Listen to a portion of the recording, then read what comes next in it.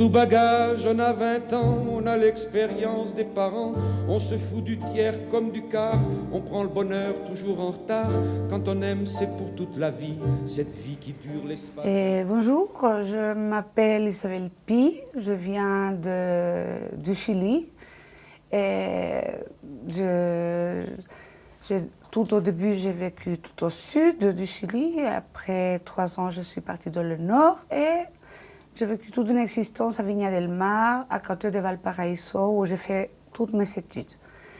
Étant donné qu'il y a eu le coup d'État en 73 quand j'ai commencé l'université, et j'ai tout de suite vu que j'étudiais histoire, géographie, je voulais faire anthropologie et autres. Et politiquement, ce n'était pas possible au bout de 4 ans, quand j'ai fini mes études universitaires, je n'avais pas d'issue professionnellement dans la recherche où je voulais y aller. Et voilà, c'est comment j'ai commencé à voir, à penser. Je viens d'une famille de migrants, des migrants de Barcelone, du côté de ma mère, des migrants de Cuba, du côté de mon père, et j'ai rêvé de l'Europe. J'ai rêvé de l'Europe. Je ne voulais pas aller aux États-Unis.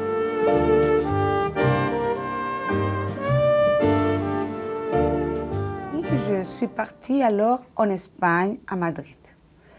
Parce que là-bas, je pouvais peut-être, j'espérais, avancer, faire des études de post-grade, qu'au Chili, ma carrière elle était terminée. Je ne pouvais pas ni en pédagogie, ni en géographie, ni en histoire me réaliser professionnellement, ni intimement, parce que la politique ne me permettait pas, ni dans le noyau de ma famille, ni dans les rues, m'exprimer tel que j'envisageais la vie.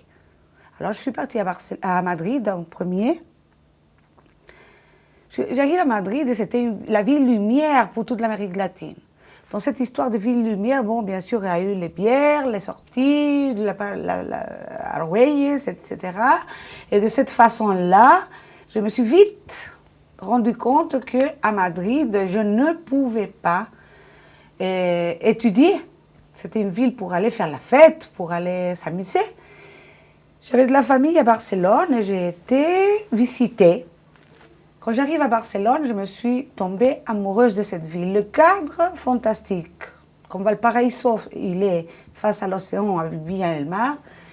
Barcelone, c'est entouré de collines et c'était aussi... ça appelait à l'intériorité, à une intériorisation de la vie d'études. Et la ville, elle était une ville-étude pour moi. De cette façon-là, je suis restée, je me suis travaillée comme j'ai pu et je me suis payée les scolarités à l'université de Barcelone. Et je suis restée là-bas durant 2 ans. J'ai fait des cours de postgrad en me spécialisant dans l'immigration, le départ pour aller dans les colonisations après, n'importe, mais dans le départ. Je me suis spécialisée dans l'idée de partir.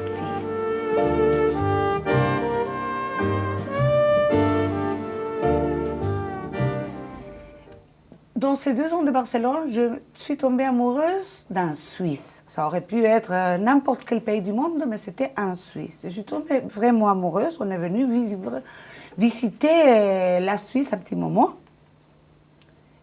Je reviens à Barcelone, je finis mes études. Mon mari, on s'est mariés à Barcelone et on est venu vivre à la Neuville, entre Bienne et Neuchâtel. Parce que lui, professionnellement, il pouvait travailler dans les vignes. C'était son métier, œnologue de l'école de Madrid.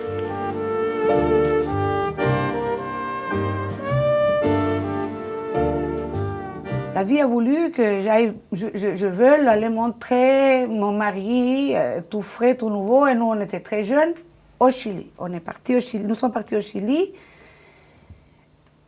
Et c'était tout depuis 81 jusqu'à toute l'année 81.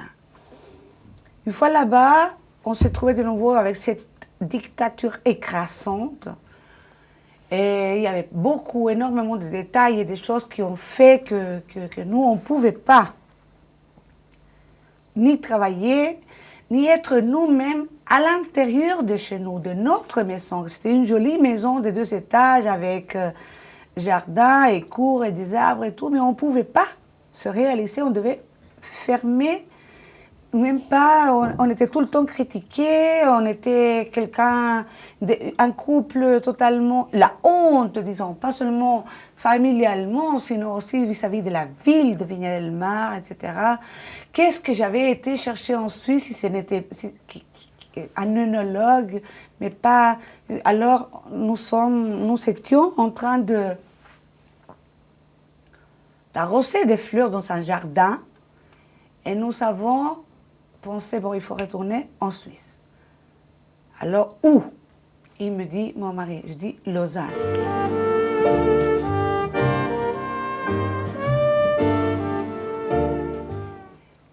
J'étais tombée amoureuse de Lausanne. Parce qu'on prenait pour aller à la Neuville, à Vienne, l'Espagne Express depuis Barcelone toujours. On passait la gare et le train, il s'arrêtait toujours au petit matin à la gare de Lausanne, l'Espagne Express. C'était très romantique, on voyait tous ces toits typiquement lausannoises. Et cette ville qui était comme un amphithéâtre face au lac, qui descendait et qui montrait qu'elle avait tous les atouts pour aller y vivre. On a lancé l'idée, je dis, on revient en Suisse, mais on va à Lausanne. On se lance avec l'idée de venir former une famille, s'installer, des racines à Lausanne. Nous sommes arrivés à Lausanne en avril 1982. On a trouvé un tout petit appartement subventionné à Vidy. Et à ce moment-là, on venait avec les amis, pendant un bon bout de temps, on venait avec les amis danser à la Bourdonnette au restaurant les vendredis soirs. On venait faire les commissions à la Bourdonnette.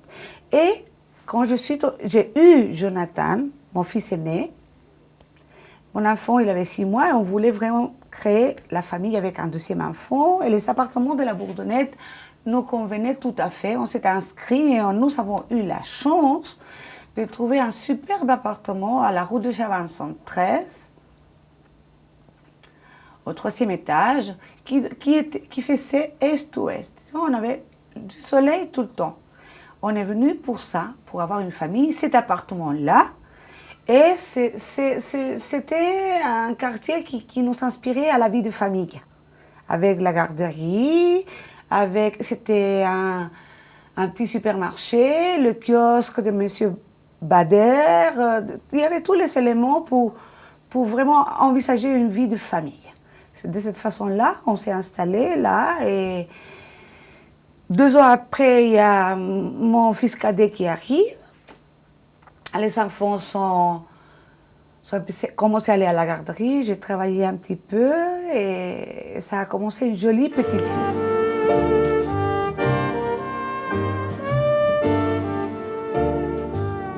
Une fois à la Bourdonnette, dans tous ces murs et tout, il arrive l'automne, l'hiver. Il y avait les moments où on s'est rendu compte que mon mari travaillait, il devait partir de la maison à 6 h du matin et il ne revenait jusqu'à 6 h du soir.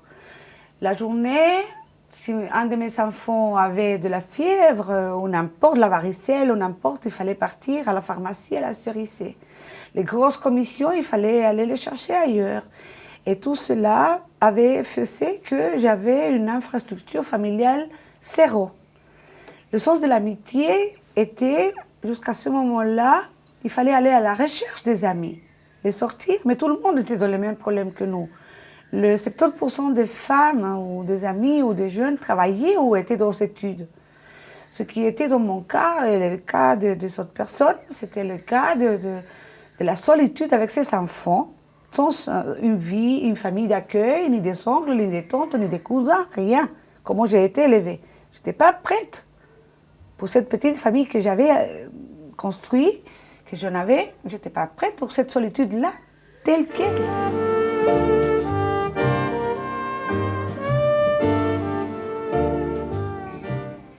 Alors, il fallait aller chercher de la compagnie.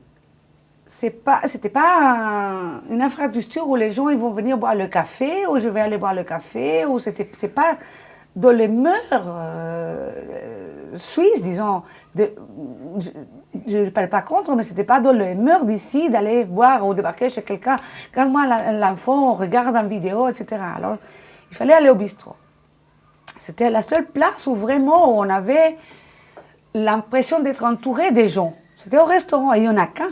C'est pas comme si on avait deux petites terrasses. Dans la place, il y a un restaurant et on a commencé. Une fois on prend le journal au restaurant, il fallait regarder les gens pour que les gens nous voient. Et de cette façon-là, on rentre dans ce milieu. Moi, je n'avais pas bu de bière. Je n'étais pas une femme. Je buvais un peu du vin rouge le soir avec mon mari ou les amis, au souper, toujours. Mais assez vite, avec ce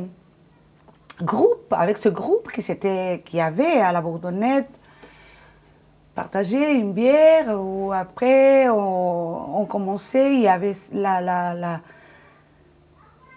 pour se faire intégrer, on a dû je me suis sentie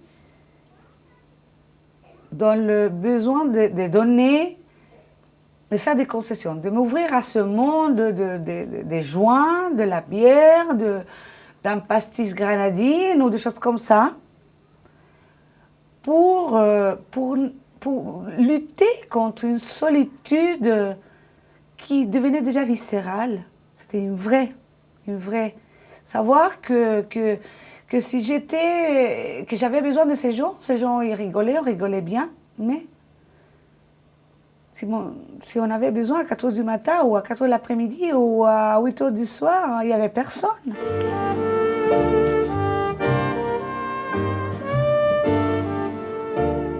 Alors je ne pouvais pas, entre ce monde de pétanque, des choses, je me suis créé un monde entre la place des jeux et chez moi. C'est-à-dire qu'il y avait les mamans et les papas après, ou bien les gens qui le week-end, enfin, allaient jouer dans les champs de pétanque. Et quelques mamies, on restait et on s'occupait des enfants des autres, de tous les enfants. Ça devenait une vraie garderie. Et à ce moment-là, ça s'est développé une amitié de l'intérieur, une amitié qu'on peut dire entre salade de pâtes et salade de riz. Les choses il y en a une qui ne savait pas faire, le faisait l'autre, et c'était toujours bienvenu de se donner des petits conseils, et puis c'était quelque chose que les enfants comptaient sur moi. Les enfants savaient que j'allais les garder, ils savaient que l'autre maman allait faire un cake ou une grande salade, et de cette façon, entre une bière ou une autre, ou entre une chose et une autre, ça s'est créé une amitié de l'intérieur, une amitié d'une solidarité qui n'existait pas.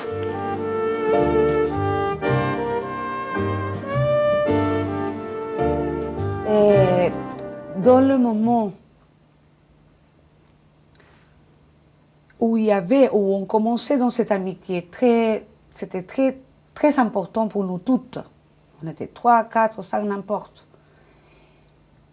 Il y a cette Héloïse qui était une nana formidable, hein, qui était aussi une personne qui était seule.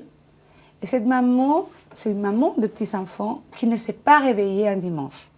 Elle est morte durant la nuit et c'était grave, c'était triste.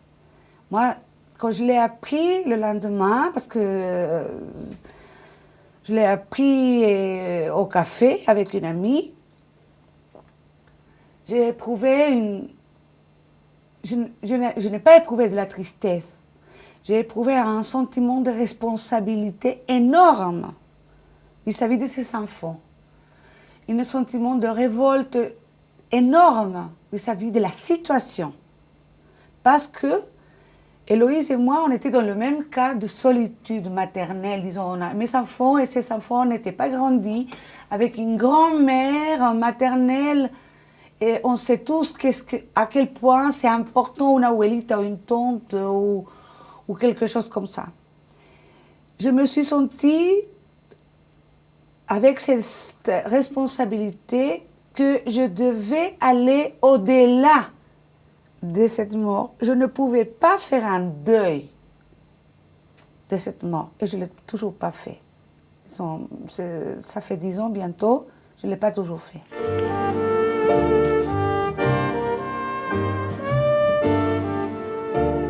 4 ans plus tard, ou 3-4 ans plus tard, je suis partie de la Bourdonnais pour des raisons scolaires, dans le quartier de Montchoisy, pour que mes enfants puissent aller à l'école tout près de la maison. Une fois partie de la Bourdonnais, que c'était comme partir du pays. Une fois que j'étais installée, les enfants ils étaient bien à l'école, j'avais acheté un petit ordinateur et c'est là que je me suis dit, une nuit, il faut que j'écrive à ma copine. Et c'est là que je me suis décidée à écrire une lettre à Héloïse. Disons, pour exorciser ma peine, mais aussi, il y avait plein de choses que je devais manifester par écrit parce que c'est mon moyen le plus facile et le plus compréhensible pour les autres pour accéder à exprimer les sentiments et pour pouvoir laisser un exemple pour que cette histoire ne se répète pas. La distance durant 3-4 ans de la Bourdonnette m'ont permis de réfléchir à cette situation de mort subite d'une grande copine à moi pour pouvoir manifester une colère face à une situation de solitude totalement inconnue pour les autres et vis-à-vis des enfants qui grandissent sans leur mère, vis-à-vis de toute la famille qu'on était. Quand on nous manque cet élément d'Héloïse, je devais dire, il manque cet élément et ça va manquer pour toujours. Il ne faut pas que ça se répète. Et c'est pour ça qu'une nuit, à 4 heures du matin, je me lance avec le clavier de l'ordinateur et j'ai commencé par la première phrase. On a tous dans le cœur une amie, une meilleure amie, quelque part, oubliée, loin, c'est au fond de nous-mêmes. Et par solidarité, pour et en faveur de la Bourdonnette, de tous ces mamans qui travaillent ou qui ne travaillent pas, pour les raisons qu'ils soient, dans un quartier comme la Bourdonnette qui est loin de la ville, que les maris, soient mariés ou pas, la femme, elle est de toute façon monoparentale la plupart de la journée, toute la journée, parce qu'il faut que le mari parte ou bien elle est seule de fait. Alors ces mamans voient grandir ces enfants ici, ils doivent lutter, s'intégrer, se réunir. Et dans cette solidarité, dans le but de créer, de dire « Ah non les mamies, ah non les nanas, vous n'êtes pas seuls les nanas. Nous sommes toute une génération, il y a 10, 15, 17 ans où on a vécu ça. Il y a des mamans qui continuent à venir à Lausanne, à la Bourdonnette, et ces mamans se retrouvent avec ça, mais qu'elles sachent qu'elles ne sont pas seules. On a passé ça, qu'est-ce qu'il faut surmonter là? Alors, il faut aller à la recherche de ce regard, de ce sourire, de cette transparence de l'amitié. C'est que nous, les mamans, on n'a pas cette sac à dos de problèmes. Non, on va à la recherche d'amitié.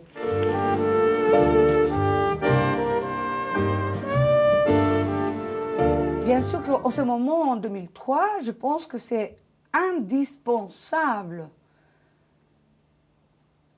pour tous ces mamans de savoir qu'il faudrait se réunir. Ce n'est pas dans le cadre d'une réunion, d'un colloque. C'est tous les jours qu'on va au dîner. C'est tous les jours qu'on va acheter du pain. C'est tous les jours qu'on doit aller laisser les enfants au carrefour pour aller dans une école ailleurs ou au métro ou à la porte de la garderie ou à la pyramide. C'est tous les jours que les mamans doivent partir au travail. C'est un cas de plus en plus réel de nos jours qu'il y a de plus en plus de migrants de toutes les nationalités. Parce que quand nous étions il y a 10-15 ans, c'était plus sud-américain et il y avait les Albanais qui commençaient à arriver.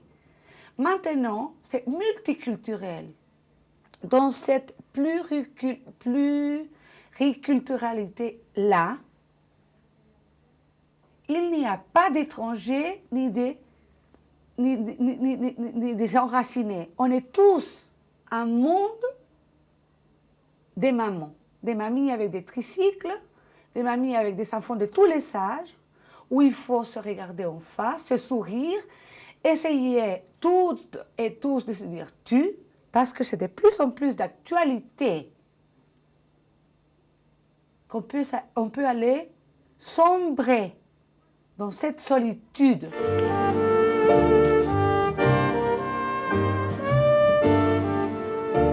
Pour toutes les personnes qui seraient intéressées de lire, d'acquérir cette lettre à Héloïse, vous pouvez le commander par email.